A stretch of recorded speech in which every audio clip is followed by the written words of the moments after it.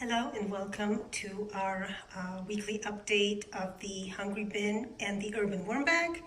So let me open this up and see what's going on.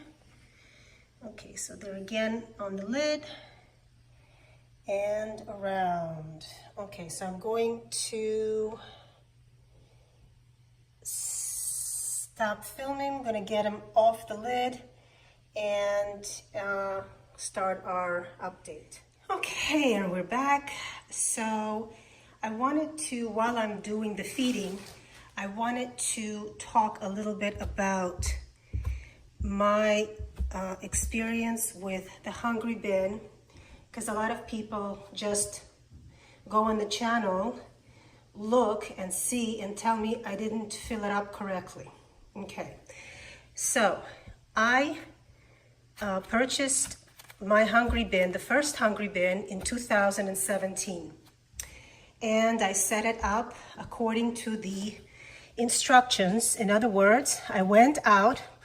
At the time that I was buying, I didn't know that I had to do it, but when I got the Hungry Bin, then I found out that they recommend, now mind you, recommend to fill out the Hungry Bin 2/3 of the way up with compost.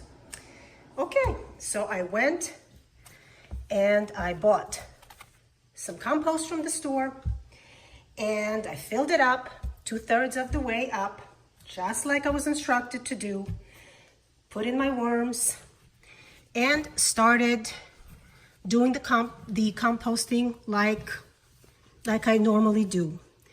At that time, I was even cutting up the food small, and my worms were thriving. They were happy. Yes, they were climbing because the moisture in the bin just gets to be too much, and all the sides get condensation in the lid and they climb. That's what worms do. So what I did then was I left the lid completely uncovered, and I used, I think I mentioned it before, I even have a picture in one of the groups, this netting, this either mosquito netting or a screen, and I just put it right over the top, and that solved that problem. No issues, they stopped climbing, everything was great. Then 6 months, when the bin was full, I did my first harvest. I'm adding some dry paper to the top before I put the food in there. After I did my first harvest, when the bin was completely full, I saw that the tray had nothing but really sludgy, slimy, wet castings, and some dead worms, some live worms. I took the whole thing, dumped it outside into my garden because I was not expecting that. So I thought, well, you know what? You waited 6 months. The second one will be better. So I was even so excited about the fact that my worms were so happy that I ordered another bin and started that one the same way. So, when I did my second harvest, about 2 months, I think 2 months afterwards, it was exactly the same thing. I had wet castings full of worms, and at that point, I said, you know, I'm not happy with the system. I don't like wet castings. I don't collect leachate, and by the way, my bins never had any leachate. I was running my bins very, very well. So were the worms happy? Yes. And if I would be a breeder of worms, I would say no problem. But I wanted nice, flaky castings without any worms, and I was not getting that from the Hungry Bin. So, you know, people saying, oh, you're getting down on the Hungry Bin, I'm not. I'm really not. There are people I know that are thrilled with their Hungry Bins. And that's great. If it works for you, that's great. But I have to show some of the things that might not work for you. And that's my experience of the Hungry Bin. That's what it has been for me. Now this is the moist bedding that I'm putting on top. So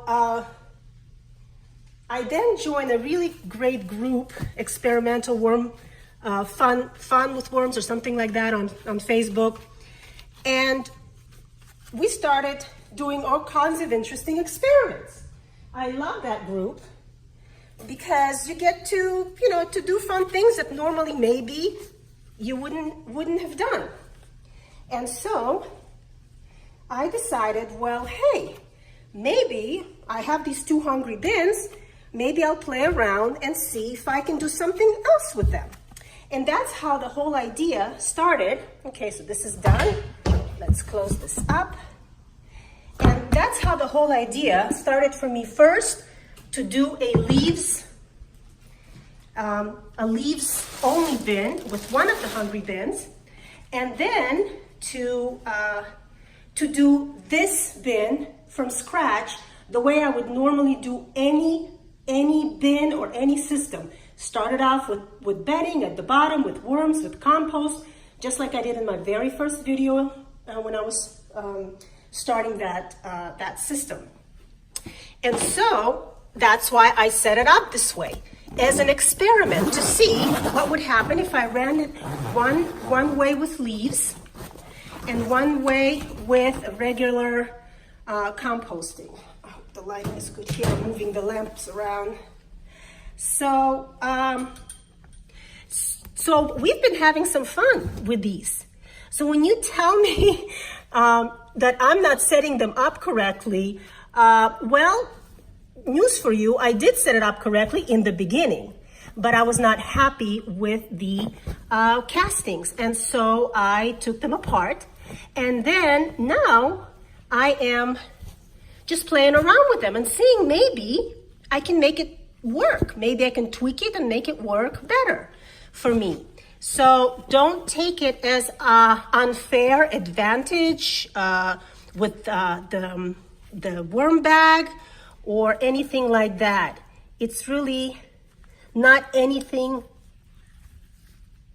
like that at all. It's just that each system has its pluses and its minuses, and people need to be aware, like I was not aware, that I would have to purchase bags and bags of compost to fill up the Hungry Bin.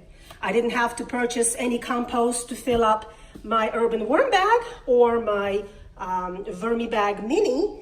So, I mean, if you're okay with that, perfect, great, do it. But at least be aware that that is something that you may be asked to do.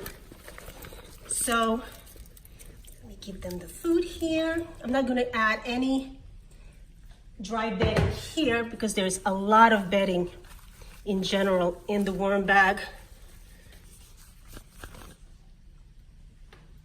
So that's my story, and I hope that people understand why it is that I started the Hungry Bins and why I did it this way, this time, instead of copying and doing it the same way I did it in the very beginning in 2017. After all, you know, what do they say?